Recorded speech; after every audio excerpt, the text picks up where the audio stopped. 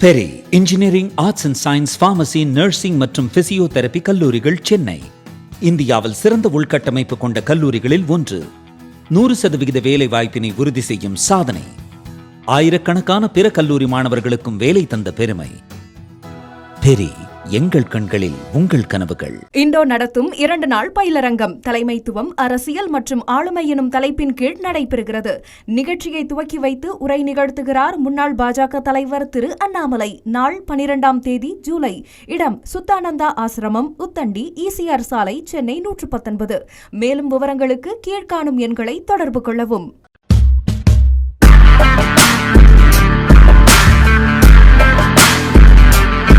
வணக்கம், ஜெய்ஹிந்த். ஏப்ரல் 11, 2022. இது ஒரு மிக முக்கியமான நாள். நிறையா பேருக்கு தெரிந்திருக்க வாய்ப்பில்லை. இன்றைக்கி இந்தியாவை காப்பாற்றின இந்திய இராணுவ வீரர்கள் எத்தனையோ பேர் உயிரை காப்பாற்றின ஒரு மிகப்பெரிய லெஜண்ட், ஒரு மிகப்பெரிய ஹீரோ, ரியல் லைஃப் ஹீரோ. அவரை பற்றி நம்ம பார்க்க போகிறோம். அவரை பற்றி இணையதளங்களில் சில தகவல்கள் இருந்தாலும் குறிப்பாக தமிழக மக்களுக்கு அவரை பற்றி பெருசாக தெரிஞ்சிருக்க வாய்ப்பில்லை. தெரிந்தவர்களுக்கு என்னோட நன்றி. இந்த நபர் யார்? இவர் பேர் ரவீந்தர் கௌஷிக். ரவீந்தர் கௌஷிக் 1952ஆம் வருஷம் ஸ்ரீகங்கா நகர் என்ற ராஜஸ்தான் மாநிலத்தில் இருக்கிற ஸ்ரீகங்கா நகர் என்ற இடத்துல பிறந்தவர். ஒரு நடுத்தர குடும்பம். அவர் கூட 3 சகோதர சகோதரிகள். அங்கேருந்து அவரோட இளம் வாழ்க்கை, ஒரு கவர்ச்சிகரமான தோற்றத்துடைய ஒரு இளைஞன் தன்னோட இளம் வாழ்க்கையில் கலைத்துறையில் பெருசாக சாதிக்கணும் அப்படின்ற ஒரு கனவோடு இந்த நாடகம், ட்ராமா சொல்லக்கூடிய அந்த ஒரு இதில் தன்னை ஒரு நிலைநிறுத்திக்கணுன்ற ஒரு கனவோட, அந்த திறமையோடு அவர் தன்னோட வாழ்க்கை பயணத்தை இயக்கி கொண்டிருந்தார்.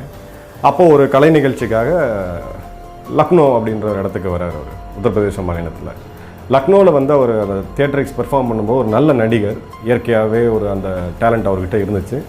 அப்போது இந்தியாவுடைய உளவு அமைப்பான ரிசர்ச் அண்ட் அனாலிசிஸ் விங் அவருங்க இவரோட நிகழ்ச்சியை பார்த்துட்டு இவர் ஒரு நல்ல ஒரு டேலண்ட்டாக ஐடென்டிஃபை பண்ணுறாங்க. இவர் நம்மள உளவாளியாக இருந்தால் நல்லாயிருக்கும் அப்படின்னு சொல்லி நினச்சி அவரை நேரடியாக போய் பேசுகிறாங்க. தேசபக்தி அப்படின்றது தன்னோட ரத்தத்தில் இருக்கக்கூடிய ஒரு மிகப்பெரிய ஒரு விஷயம். அது அந்த ஒரு இதில் ஒரு தொன்று வந்த மனுஷன்தான் இந்த ரவீந்தர் கௌஷிக். அவர் அந்த ப்ரொப்போசல் கேட்கும்போது அவர் உடனே ஒத்துக்கிட்டார். சரி, நான் வரேன் அப்படின்றது. ஸோ தன்னோட கனவு இந்த நாடகத்தில் பெரிய ஆளாகி ஒரு பெரிய ஆக்டர் ஆகணும் அப்படின்னு நினச்சிருந்த ஒரு இளைஞர் தேசத்துக்காக தனக்கு ஒரு தேசப்பணியை கூப்பிடும்போது, அதுவும் உளவாளியாக, பாகிஸ்தானுக்குள்ளே போகக்கூடிய ஒரு உளவாளியாக தன்னை இது பண்ணும்போது 99% மக்கள் பார்த்திங்கன்னா நம்ம எல்லாருமே பின்வாங்கியிருப்போம். நமக்கு எதுக்கு இந்த தேவையில்லாத வேலை அப்படின்னு தான் போயிருப்போம். ஆனால் அந்த தேசபக்தி மிகுந்த ஒரு காரணத்தினால அவர் அதுக்கு ஒத்துக்கிட்டார். அதற்கப்புறம் அவர் டெல்லி தலைமையகத்தில் அவரை சந்திக்கிறாங்க. ஸ்ரீகங்கா நகர் அப்படின்றது பஞ்சாப், ராஜஸ்தான் மாநிலத்தில் ஒட்டி இருக்கக்கூடிய கிராமம். இந்தியா பாகிஸ்தான் எல்லைக்கும் ஒரு மிக அருகில் இருக்கக்கூடிய கிராமம். அதனால் அந்த பஞ்சாபி மொழின்றது அவருக்கு இயற்கையாகவே வந்துச்சு. ஸோ அவரோட இன்டர்வியூ எல்லாம் முடித்து ஒரு 2 வருட காலம் அவருக்கு பயிற்சிகள் அளிக்கப்படுது. பாகிஸ்தானோட பழக்க வழக்கங்கள் என்ன, உணவு, கலாச்சாரம், மொழி, பண்பாடு, அங்கே இருக்க டெமோகிராஃபி என்ன, மக்கள் எப்படி பேசுவாங்க, இதில் தொறுத்து ஒரு இஸ்லாமியனா தன்னோட கட்டமைக்கிறதுக்கான என்னென்ன இருக்குது, இஸ்லாமியர்கள் என்னென்னலாம் செய்வார்கள், அவங்களோட மத நம்பிக்கை என்ன, அவங்களோட வழிபாட்டு முறை என்ன, இந்த மாதிரி அனைத்து விஷயங்களையும் அவர் கற்றுக்கிட்டார் அந்த 2 வருட காலங்களில். அந்த டேலண்ட் அவருக்கு இயற்கையாகவே இருந்ததுனால அதை அவர் சீக்கிரம் அவரால் கற்றுக்க முடிஞ்சுது. இந்த 2 வருட காலத்துக்குள்ளே ஒரு 5-6 வெளிநாட்டு பயணத்தை அவர் செய்கிறாரு. பல நாடுகளுக்கு சென்று அங்கே இருக்கக்கூடிய மக்கள் என்ன பண்ணுறாங்க, அங்கே இருக்கக்கூடிய பாகிஸ்தானர்கள் எப்படி இருக்காங்கன்ற அனைத்து விஷயங்களையும் தெரிஞ்சுக்கிட்டு கடைசியாக அவர் 1972 பாகிஸ்தானுக்குள்ளே போகிறார். 73 நினைக்கிறேன், பாகிஸ்தானுக்குள்ளே போகிறாரு. அங்கே இருக்கக்கூடிய ஒரு கராச்சியில் மிக முக்கியமான தலைநகரம் கராச்சி. அங்கே இருக்கக்கூடிய அடையாளங்கள், அதாவது அங்கே இருக்கக்கூடிய ரேஷன் கார்டு போன்ற விஷயங்களை வச்சுக்கிட்டு தன்னை ஒரு பாகிஸ்தானியராக முழுதாக உருமாற்றி, தன்னை ஒரு இஸ்லாமியராக முழுவதாக உருமாற்றி இந்தியாவோட ஒரு மிக முக்கியமான உளவு பணி செய்கிறதுக்காக ஒரு பாகிஸ்தானில் போகிறார்.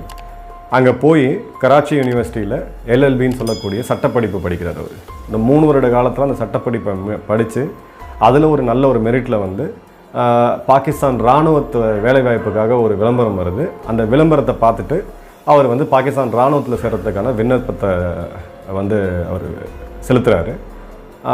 இது எல்லாமே வந்து ரா அமைப்பு டெல்லியில் இருக்க வந்து அவர் கட்டுப்படுத்திட்டு இருக்காங்க. ஸோ இது ஒரு மிக முக்கியமான நிகழ்வு. பாகிஸ்தான் இராணுவத்தில் நேரடியாக ஒரு இந்திய உளவாளி இருந்தால் இதை விட ஒரு நல்ல விஷயம் இந்தியாவுக்கு இருக்க முடியாதுன்ற ஒரு கண்டத்தோட அவரை வந்து ஊக்குவிக்கிறாங்க. முதல் தேர்விலே அவர் அதை கிளியர் பண்ணி பாகிஸ்தான் இராணுவத்தில் ஒரு அதிகாரியாக ஜாயின் பண்ணுறாரு. நினச்சி பாருங்கள், இன்னொரு நாட்டுக்குள்ளே போய் அந்த நாட்டு மக்களாகவே உருமாறி தன்னோட சொந்த அடையாளத்தை முற்றிலும் அழித்து விட்டு அவருக்கு கொடுத்த கடமையை வந்து இந்த அளவுக்கு பர்ஃபெக்டாக யார் செய்ய முடியுன்றது யோசிச்சு பாருங்கள். ரொம்ப ஒரு கம்மியான வாய்ப்பு தான். இதன் பிறகு ஒரு 8 வருட காலம் 75 ஆரம்பித்து 83 வரைக்கும் பாகிஸ்தான் இராணுவ தலைமையகத்தில் அவங்க இராணுவத்தோட மிக முக்கியமான சீக்ரெட்ஸ் அதை வந்து தொடர்ந்து இந்திய அரசாங்கத்துக்கும் உளவு அமைப்பான ராக் வந்து அவர் கொடுத்துக்கிட்டே இருந்தார். இது ஒரு நினச்சே பார்க்க முடியாத ஒரு விஷயம்.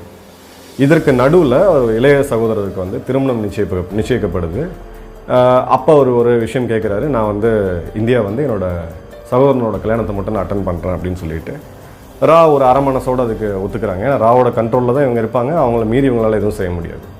ஸோ அப்போ அங்கேருந்து துபாய் போய் துபாயிலேருந்து வேறு ஒரு பாஸ்போர்ட் மூலிமா இந்தியாவுக்கு வந்து தன்னோட சகோதர கல்யாணத்தை வந்து அவர் அட்டன் பண்ணுறாரு. அட்டன் பண்ணும்போது அவங்க வீட்டிலலாம் கேட்குறாங்க, நீங்கள் எங்கே இருக்கீங்க, என்ன பண்ணிகிட்ருக்கீங்கன்னு கேட்கும்போது அவர் முதல்ல கொடுத்த காரணம் என்னென்னு பார்த்தீங்கன்னா, நான் துபாயில் வேலை செய்கிறேன், அங்கேருந்து நான் உங்களுக்கு பணம் அனுப்புறேன்றதான் சொன்னார்.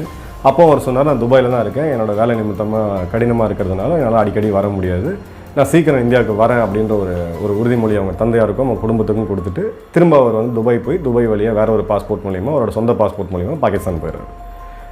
இதில் அவரோட திறமை இதெல்லாம் பார்த்து பாகிஸ்தான் இராணுவமும் அவர் வந்து மேஜர் அப்படின்ற ஒரு மிகப்பெரிய ஒரு பொறுப்புக்கு அவர் வந்து ப்ரமோட் பண்ணுறாங்க, பதவி உயர்வு செய்கிறாங்க. அவர் மேஜர் அப்படின்னு அந்த இடத்துல இருக்கிறாரு. ஸோ பாகிஸ்தானில் இவர் போகும்போது ஒரு ஹிந்து பேரை வச்சுக்கிட்டு அவர் போக முடியாது. ஸோ அங்கே இருக்க ஒரு இஸ்லாமிய பேர் தான் வேணும் அப்படின்னு சொல்லிட்டு அவர் வந்து நபி அகமது ஷக்கீர் அப்படின்ற ஒரு புனைப்பெயரோட, அது புனைப்பெயர்னு சொல்ல முடியாது, பேர் மாற்றம் ஆள் மாற்றம், தன்னை மொத்தமாக அந்த ரவீந்தர் கௌஷிக்ன்ற 23 வருட அடையாளத்தை அவர் அழிச்சிட்டு நபி அகமது ஷக்கீர் அப்படின்ற புது அடையாளத்தோடு தான் அவர் அங்கே வாழ்ந்துட்டு வந்துட்டு இருந்தார். இந்த இடைப்பட்ட காலத்தில் அங்கே வந்து அவருக்கு வந்து ஒரு பெண்ணோட தொடர்பு ஏற்படுது. அவர் காதல் வயப்படுறார். அந்த காதல் வயப்பட்ட அமானத் அப்படின்ற ஒரு பெண் அவரை வந்து திருமணம் செய்ய விருப்பம் தெரிவித்து இந்த ராவோட தலைமையகத்துக்கு அவர் பர்மிஷன் கேட்குறாரு. இந்த பொண்ணை நான் லவ் பண்ணுறேன், எனக்கு வந்து இந்த பொண்ணோட திருமணம் செஞ்சு பர்மிஷன் கொடுங்க அப்படின்ட்டு. ராவுக்கு ஒரு கலக்கம் வருது. அங்கே இவர் ஏஜென்ட் அவங்க நாட்டு பெண்ணை திருமணம் பண்ணி அவங்க நாட்டுக்கு எதிராக மாறதுக்கான வாய்ப்பு இருக்கா அப்படின்ற போது அவரை தேர்ந்தெடுத்த அந்த உயரதிகாரி சொல்கிறார், உயிரே போனாலும் ரவீந்தர் கௌஷிக் வந்து ஒரு இந்திய பிரஜை தான், ஒரு இந்தியாவோட மிகப்பெரிய ஒரு தேசபக்தர் அவர், அப்படிலாம் இருக்காது. ரெண்டாவது அங்கே ஒரு இருக்கக்கூடிய லோக்கல் பெண்ணை திருமணம் செய்யும்போது அவரோட பணிக்கும் இன்னும் இதுவாக இருக்கும், யாருக்கும் எந்த சந்தேகமும் வராது அப்படின்னு சொல்லி அந்த அமானத் அப்படின்ற ஒரு பெண் ஒரு பாகிஸ்தான் இராணுவம் கண்டோன்மெண்ட்டில் ஒரு டெய்லரிங் கடை நடத்திட்டு இருக்கக்கூடிய ஒரு நபரோட பெண் அவரை திருமணம் செஞ்சு அவங்களுக்கு ஒரு குழந்தையும் பிறக்குது. இப்போ இது வரைக்கும் அவர் யார் என்னன்ற விஷயம் வந்து பாகிஸ்தானை பொறுத்த வரைக்கும் அவர் வந்து மேஜர் நபி அகமது ஷக்கீர். இந்தியாவை பொறுத்த வரைக்கும் அவர் வந்து ஒரு உளவுத்துறையில் இருக்கக்கூடிய மிக மிக முக்கியமான உளவாளி ரா ஏஜென்ட் ரவீந்தர் கௌஷிக். இந்த அடையாளத்தோடு இது போயிட்டு இருக்கும்போது 83 ஒரு துரதிருஷ்டவசமான ஒரு நிகழ்வு நடக்குது. அந்த துரதிருஷ்டவசமான நிகழ்வு என்ன அப்படின்னா, இனாயத் மஷியா அப்படின்னு இன்னொரு ரா உளவாளி, பஞ்சாபி மாநிலத்தை சேர்ந்த இந்திய உளவாளி இனாயத் மஷியா, அவருக்கு வந்து ரா ஒரு முக்கியமான பொறுப்பை கொடுக்குது. சில குறிப்பிட்ட டாக்குமெண்ட்ஸ் அவர் கையில் கொடுத்து இதை கொண்டு போய் நீங்கள் ரவீந்தர் கௌஷிக்கிட்ட பாகிஸ்தானில் சேர்த்துருங்க அப்படின்ற ஒரு மிக முக்கியமான பணியோட அவர் பார்டரை கிராஸ் பண்ணி பஞ்சாப் பார்டரை கிராஸ் பண்ணி போகும்போது பாகிஸ்தான் இராணுவம் வந்து அவரை கைப்பற்றுறாங்க. அவரை கைப்பற்றினப்படுறதுக்கு அவர் உளவாளின்னு தெரிஞ்சு ஒரு 15 நாள் நம்மளால் நினச்சே பார்க்க முடியாத அளவுக்கு அவர் வந்து ஒரு கொடுமையான டார்ச்சர் அவர்களை செஞ்சு 3rd டிகிரி டார்ச்சர்லாம் அவர் யூஸ் பண்ணி அந்த 15 நாட்களுக்குள்ளே அவர் வந்து உடைந்து போகிறார். உடைந்து போய் நான் வந்து உங்களோட ஒரு முக்கியமான இராணுவ அதிகாரி மேஜர் நபி அகமது ஷக்கீர் அவர்களை அதை பார்க்க தான் வந்தேன், அவர்கிட்ட தான் இந்த டாக்குமெண்ட்டை கொடுக்க சொல்லி எனக்கு இந்திய தரப்புலேருந்து உத்தரவு வந்துச்சு. அந்த மேஜர் நபி அகமது ஷக்கீர் அப்படின்றவர் வந்து உங்களுடைய நாட்டு பிரஜை கிடையாது, அவர் எங்களோட நாட்டோட ஒரு பிரஜை, அவர் எங்களோட உளவாளி, அவரோட உண்மையான பேர் ரவீந்தர் கௌஷிக் அப்படின்ற எல்லா விஷயத்தையும் அவர் வந்து சொல்லிடுறார். இப்போ சொல்லி இதை முடிக்கும்போது பாகிஸ்தான் இராணுவத்தோட அந்த மொத்த தலைமையகமே வந்து அதிர்ந்து போகுது.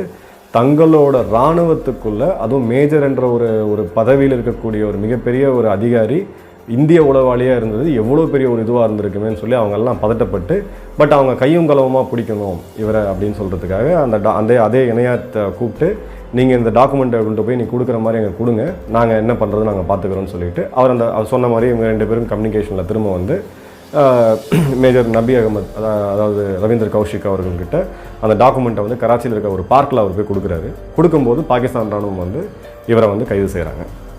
கைது செய்து எந்த அளவுக்கு ஒரு கொடுமையான ஒரு டார்ச்சரை அவர் வந்து அனுபவிச்சிருப்பான்றதை யோசிச்சு பாருங்கள். அவரோட நகங்கள் பிடுங்கப்பட்டது, அவருடைய பிறப்புறுப்பில் வந்து மின்சாரம் பாய்ச்சப்பட்டது, அவரை வந்து கட்டி கயிறில் கட்டி தொங்க விட்டு இந்த பாதம் மட்டும் கீழே படுற மாதிரி உங்களால் நிற்கவும் முடியாமல், உங்களால் படுக்கவும் முடியாமல், அந்தளவுக்கு ஒரு கொடுமையான ஒரு டார்ச்சரை அவங்க செஞ்சு, எதுக்காக நீங்கள் வந்தீங்க, என்னென்ன மாதிரியான தகவல்களை நீ இது வரைக்கும் இந்தியாவுக்கு அனுப்பிச்சிருக்குன்ற அந்த கேள்வியை திரும்ப திரும்ப கேட்கும்போது அப்போ கூட அவர் உடையவே இல்லை. தேசபக்தின்றத ஒரு ரத்தத்தில் அவ்வளோ கொடுமையாக சந்திச்சும் அவரால் வந்து அந்த நாட்டை காட்டி கொடுக்கணுன்ற ஒரு நிகழ்வுக்கால வரவே முடியல.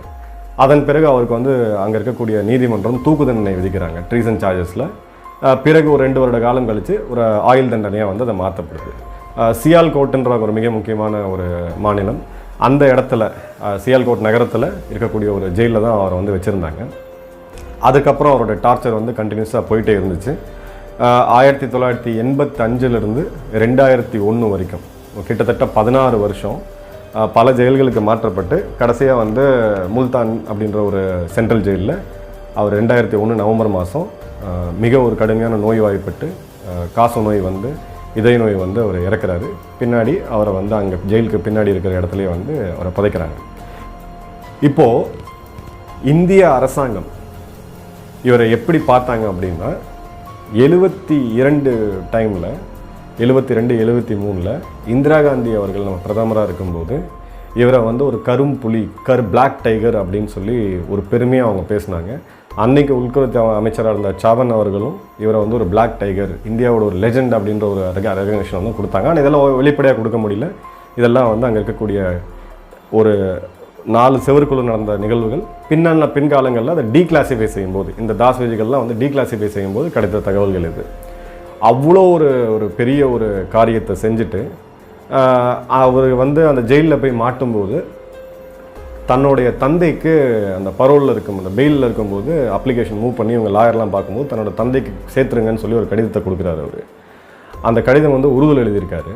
அந்த கடிதம் வந்து இவங்க இந்தியாவுக்கு வந்து தந்தைக்கிட்ட வரும்போது அந்த தந்தை படித்து பார்த்துட்டு தன்னுடைய மகன், பெற்றெடுத்த ஒரு மகன் ஒரு உளவாளியாக பாகிஸ்தானில் போய் இவ்வளோ வருஷம் இருந்து அங்கே பாகிஸ்தானோட அரசாங்கத்தால் கைது செய்யப்பட்டு இப்படிப்பட்ட கொடுமையை வந்து அனுபவிச்சுட்டு அந்த லெட்டரில் படித்து அவர் வந்து ஹார்ட் அட்டாக் வந்து அந்த ஸ்பாட்லேயே அவர் இறந்துடுறாரு.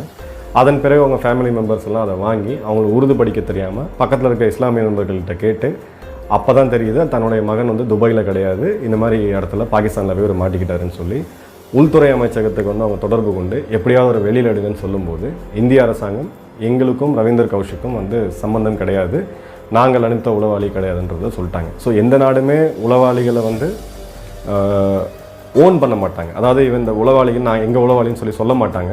ஆனால் திரைமறைவில் பேக்டோர் நெகோசியேஷனில் அந்த உளவாளிகளை எக்ஸ்சேஞ்ச் பண்ணுவாங்க. 3 உளவாளிகள் அவங்களோட பாகிஸ்தான் ஐஎஸ்ஐயோட உளவாளிகள் நம்மளை இந்தியா பிடிச்சி வச்சுருப்போம், அவங்கள கொடுத்துட்டு இந்த எக்ஸ்சேஞ்சுக்கு அவங்க திரும்ப எடுப்பாங்க. இந்த திரைமறைவு நடவடிக்கைகள் என்ன அப்படின்றது இன்னி வரைக்கும் வரல. ஆனால் அவர் மனம் வருத்தப்பட்டு அவர் 2 கடிதம் தான் எழுதினார். அந்த 2வது கடிதத்தில் இவ்வளோ பெரிய நாட்டுக்கு, இவ்வளோ பெரிய தேசத்துக்கு ஒரு தியாகம் செய்யக்கூடிய ஒரு மனுஷனை, சாதாரண மனுஷன் என்னை போன்ற ஒரு மனுஷனுக்கு இந்த நாடுக்கு கொடுக்கக்கூடிய ரெகக்னேஷன் மரியாதை இதுதானா, இதே வந்து வேறு நாடாக இருந்ததுன்னா என்னை வந்து 3 நாளில் வந்து இங்கேருந்து எடுத்திருப்பாங்க, இந்த சிறைச்சாலையிலேருந்து எடுத்திருப்பாங்கன்னு சொல்லி ரொம்ப ஒரு மனம் வந்து போய் சொன்னார். அதன் பிறகு அவர் என்ன சொன்னார், சரி என்னை நீங்கள் காப்பாற்றல, அட்லீஸ்ட் என்னை வந்து என்னோட இறப்புன்றது என்னோட தாய்நாடான இந்தியாவில் இருக்கணும், அதற்காவது வழி செய்யுங்கன்னு சொன்னாங்க. அன்று காலகட்டங்களில் இது வந்து ஒரு நியூஸாக ஒரு பேப்பரில் கொஞ்ச நாள் போச்சு. வழக்கம் போல் நம்மளோட மறதி அடுத்த நியூஸ்க்கு நம்ம போயிடுவோம். அரசாங்கமும் அடுத்த வந்த அரசாங்கங்கள் 2001 வரைக்கும் வந்து பெரிய நடவடிக்கைகள் எதுவுமே எடுக்கல அவரை மீட்டெடுக்கிறதுக்கு. அவரை மீட்டெடுக்கிறதுக்கான எல்லா விதமான செயலையும் இந்திய அரசாங்கம் செஞ்சுருக்கணும். அந்தளவுக்கு செயலன்ற ஒரு கவலையோடு அவர் வந்து 2001ஆம் ஆண்டு நவம்பர் மாதம் தன்னோட துறக்கிறார் அவர். இதோட வரலாறு இன்றைக்கும் பாகிஸ்தானில் அவரை பற்றி பேசப்படுது. எந்த அளவுக்கு ஒரு நாட்டோட தேசபக்தி மிகுந்த ஒரு நபர் இன்னொரு நாட்டுக்குள்ளே போய் அங்கே லா படித்து அந்த நாட்டோட இராணுவத்தில் ஒரு மேஜர் அப்படின்ற ஒரு தகுதியர் வர அளவுக்கு ஒரு அதிகாரியாக அங்கே வந்து பயணம் செஞ்சு 8 வருட காலம் வந்து இந்தியாவுக்காக அவர் வந்து எத்தனையோ தகவல்களை தெரிவிச்சிருக்காரு. முக்கியமாக பாகிஸ்தானோட அணு ஆயுத உற்பத்தி எந்த லெவலில் இருக்குன்ற போன்ற விஷயங்கள் ஆரம்பித்து பாகிஸ்தான் எந்த விதமான தாக்குதல் நடவடிக்கை எடுக்க போகிறாங்கன்றதை இது பண்ணி நூற்றுக்கணக்கான ஆயிரக்கணக்கான இந்திய வீரர்களை உயிரை காப்பாற்றிய பெருமை வந்து அவருக்கு இருக்குது. அந்த காலகட்டங்களில் இன்னொரு யுத்தம் வந்துருந்துச்சுன்னா அன்னைக்கு அம்மையார் இந்திரா காந்தி அவர்கள் கொல்லப்படுற டைமில் இன்னொரு யுத்தத்தை வந்து பாகிஸ்தான் இந்தியா மேலே செஞ்சுருந்தாங்கன்னா அது எந்த மாதிரி விளைவுகளை ஏற்படுத்தியிருக்குன்றது நமக்கு தெரியும். இதெல்லாம் மீறி தன்னோட உயிர் தியாகம் அப்படின்றது வேறு. இது வந்து எனக்கு எப்படி சொல்கிறதுனே தெரியல. அப்படிப்பட்ட ஒரு தியாகம், அப்படிப்பட்ட ஒரு வீரம், அப்படிப்பட்ட ஒரு தன்னம்பிக்கை, அப்படிப்பட்ட மாமனிதர் தான் ரவீந்தர் கௌஷிக். இன்று அவருடைய பிறந்தநாள். இன்று அவரை வந்து இந்த தேசம், குறிப்பாக தமிழ்நாட்டில் இருக்கக்கூடிய எல்லாரும் அவரை பற்றி தெரிஞ்சுக்கணும். இவங்க தான் அவங்களோட ரியல் ஹீரோஸ். நம்மெல்லாம் இன்றைக்கி நிம்மதியாக இருக்கணும் அப்படின்னா இந்த மாதிரி நூற்றுக்கணக்கான ஆயிரக்கணக்கான பேர் திரைக்கு பின்னால் நம்மளை வந்து காப்பாற்றிட்டு இருக்காங்க. நம்ம மறைந்த கைகள் நம்மளை காப்பாற்றிக்கிட்டு இருக்கு. அதில் மிக முக்கியமான நபர் இதுதான். இவருக்கு வந்து நம்ம எந்த விதமான ஒரு ரெகக்னேஷன், ஒரு அசோக் சக்ரா, பரமீர் சக்ரா போன்ற ஒரு வீரப்பதக்கத்தை இன்னி வரைக்கும் நான் கொடுக்கல. இப்போ இருக்கக்கூடிய அரசாங்கத்துக்கு என்னோட ஒரு கோரிக்கையாக அதை வைக்கிறேன். இப்படிப்பட்ட ஒரு வீரரை, அவரோட தியாகத்தை அந்த காலகட்டங்களில் அங்கீகரிக்கலாமல் இருந்திருக்கலாம். இன்றும் காலம் தாழ்ந்து விடவில்லை. இன்றைக்கி நம்ம இந்த வீரர்களை வந்து அறிவித்து அவருக்கு ஒரு தகுதியான ஒரு விருதை நம்ம கொடுத்து இந்த தேச மக்கள் அனைவரும் போற்ற வேண்டும். இவருடைய பிறந்த நாளான இன்று நம்ம புரிஞ்சிக்க வேண்டிய ஒரு மிக முக்கியமான விஷயம் சுதந்திரம் நம்ம பேசுகிறோம். Freedom to expression, freedom speech. நான் என்ன வேணால் பேசலாம், என்ன வேணால் ட்வீட் போடலாம், யாரை வேணால் திட்டலாம். இது அத்தனைக்குமே நம்ம ஒரு விலை கொடுத்து கொண்டு இருக்கிறோம். இது இலவசம் கிடையாது. நம்ம சுவாசிக்கிற சுதந்திர காற்றுக்கு தினம் விலை கொடுத்து கொண்டிருக்கிறோம். இப்படிப்பட்ட வீரர்களை நம்ம தினம் இழந்துகிட்டு இருக்கோம். இவங்களோட உயிர் தியாகத்தினால தான், தங்களோட வாழ்க்கையே தியாகம் பண்ணக்கூடிய அந்த ஒரு இதனால தான் இந்த குறிப்பிட்ட சில நபர்களால் இந்த நாடு இன்றைக்கும் பாதுகாப்பாக இருக்கிறது. உங்களுடைய சுதந்திரத்தை தயவு செய்து ரெஸ்பான்சிபிளாக யூஸ் பண்ணுங்கள். இந்த பிரிவினை பேசக்கூடியவங்க, இந்த பிரிவினைவாதத்தை ஊக்குவிக்கக்கூடியவங்களுக்கு என்னோட பதில் ஒன்று தான். எத்தனை பிரிவினை நீங்கள் ஊக்கித்தாலும் ரவீந்தர் கௌஷிக் போன்ற ஆயிரக்கணக்கான இளைஞர்கள் இந்த நாட்டை காப்பதுக்காக திரண்டு வருவாங்க. உங்களுடைய கனவு எந்த காலத்துக்கும் பலிக்காது. ரவீந்தர் கௌஷிக் அவர்களோட நினைவோடு இன்று என் உரையை முடிக்கிறேன். நன்றி, வணக்கம், ஜெய்ஹிந்த்.